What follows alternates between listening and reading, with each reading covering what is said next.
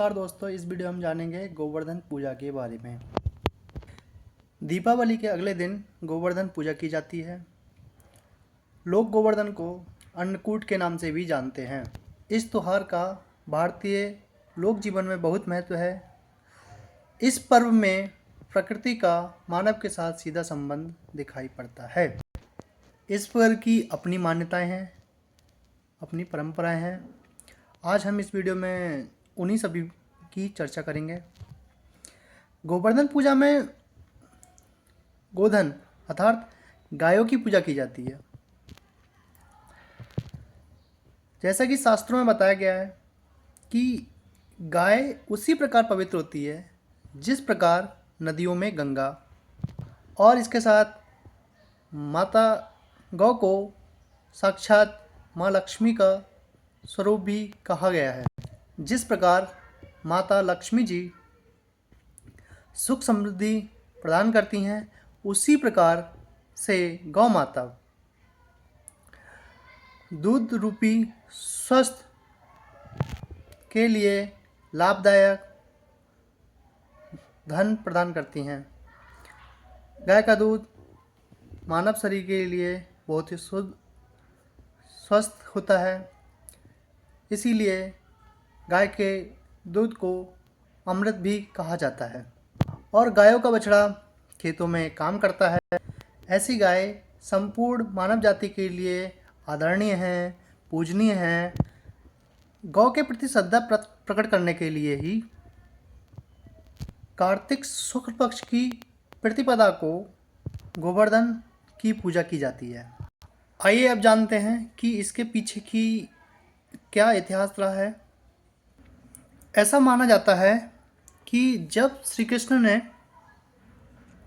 ब्रजवासियों को मूसलाधार बारिश से बचाने के लिए अपनी छोटी उंगली, जो हाथ की छोटी उंगली पर गोवर्धन पर्वत को उठाया और सभी ब्रजवासियों को मूसलाधार बारिश से बचाया। 7वें दिन भगवान श्री कृष्ण ने गोवर्धन पर्वत को नीचे रखा और प्रतिवर्ष अन्नकूट कर उत्सव मनाने की आज्ञा दी। तभी से गोवर्धन पूजा का प्रारंभ माना जाता है। इसका पीछे क्या कारण था मूसलाधार बारिश का? इसका ऐसा माना जाता है कि एक बार ब्रज में सभी लोग अच्छे अच्छे पकवान बना रहे थे, तो भगवान श्री कृष्ण अपनी माता के पास जाते हैं और पूछते हैं, माँ, आज ब्रज में इतना अच्छा अच्छा पकवान बनाया जाता है, क्या बात है, कोई त्योहार है क्या? तो उनकी माता बड़े प्यार से कहती हैं, जो माँ यशोदा हैं, वो बोलती हैं कि लल्ला, हम देवराज इंद्र की पूजा करने के लिए अन्नकूट की तैयारी कर रहे हैं। मैया के ऐसे कहने पर श्री कृष्ण बोले, हम ऐसा क्यों करते हैं, इंद्र की पूजा क्यों करते हैं? इस पर मैया कहती हैं कि लल्ला, इंद्रदेव वर्षा करते हैं जिससे हमारी फसल उगती है, गायों को चारा मिलता है। इस पर भगवान श्री कृष्ण कहते हैं कि फिर तो हमें गोवर्धन की पूजा करनी चाहिए, क्योंकि गोवर्धन पर्वत पे ही हमारी गायें चरती हैं और इस दृष्टि से गोवर्धन ही पूजनीय हैं।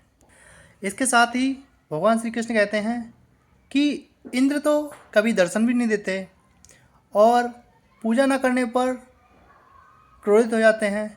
ऐसे अहंकारी की क्यों पूजा करना? लीलाधारी की बातें सुनकर, भगवान श्री कृष्ण की बातें सुनकर सभी ने इंद्र के स्थान पर गोवर्धन की पूजा की। फिर इंद्रदेव ने जब ऐसा देखा तब उनको क्रोध आया और उन्होंने ब्रज में मूसलाधार बारिश शुरू कर दी। उसके बाद सभी कृष्ण भगवान को दोष देने लगे कि यह सब इसी के कारण हुआ है। इंद्रदेव नाराज हो गए हैं और वो पूरे ब्रज में वर्षा कर रहे हैं। इस पर भगवान श्री कृष्ण गोबर धन पर्वत के पास जाते हैं और अपनी उंगली के छोटी वाली जो उंगली है ना हाथ की, उससे गोवर्धन पर्वत को उठा लेते हैं। इस प्रकार सभी ब्रज के लोग होते हैं, गोपी गोपिकाएं, उस पर्वत के नीचे आ जाते हैं। यह सब देखकर इंद्रदेव और क्रोधित हो जाते हैं और वर्षा और तेज हो जाती है। फिर भगवान श्री कृष्ण अपने सुदर्शन से कहते हैं कि तुम जाओ और पर्वत के ऊपर आने वाले जल को चारों दिशाओं में फैला दो, और अपने शेषनाग को आज्ञा देते हैं कि तुम पर्वत के चारों ओर मेड़ बनकर लेट जाओ और जल को इस तरफ न आने दो। इस प्रकार सभी लोग सुरक्षित रहते हैं, पानी नहीं आता वहाँ पर, और 7 दिन लगातार दिन रात बारिश होती है। इंद्र भगवान सोचने लगते हैं कि मेरी शक्ति का सामना करने वाला कोई आम इंसान नहीं हो सकता, और वह ब्रह्मा जी के पास जाते हैं और उनको संपूर्ण वृतांत सुनाते हैं। ब्रह्मा जी बड़े प्यार से इंद्रदेव को समझाते हैं कि आप जिस कृष्ण की बात कर रहे हैं वह स्वयं नारायण के ही अंश हैं, अतः वह स्वयं परम पुरुष नारायण भगवान हैं। यह सब सुनकर इंद्रदेव बहुत लज्जित होते हैं और श्री कृष्ण भगवान के चरणों में आ गिरते हैं और उनसे क्षमा प्रार्थना करते हैं। कहते हैं कि आप तो बहुत दयालु हैं, कृपालु हैं, कृपया मेरी भूल को क्षमा कर दीजिए। इसके बाद 7वें दिन भगवान कृष्ण जब वर्षा बंद हो जाती है तो गोवर्धन पर्वत को अपने स्थान पर रख देते हैं और सभी ब्रजवासियों को गोवर्धन पूजा करने की आज्ञा देते हैं। तब से माना जाता है कि गोवर्धन की पूजा की जाती है। अच्छा, गोवर्धन पूजा की कुछ विधियाँ भी हैं, जैसा कि सोशल मीडिया से मेरे को पता चला है और मेरे पिताजी ने बताया है मुझको।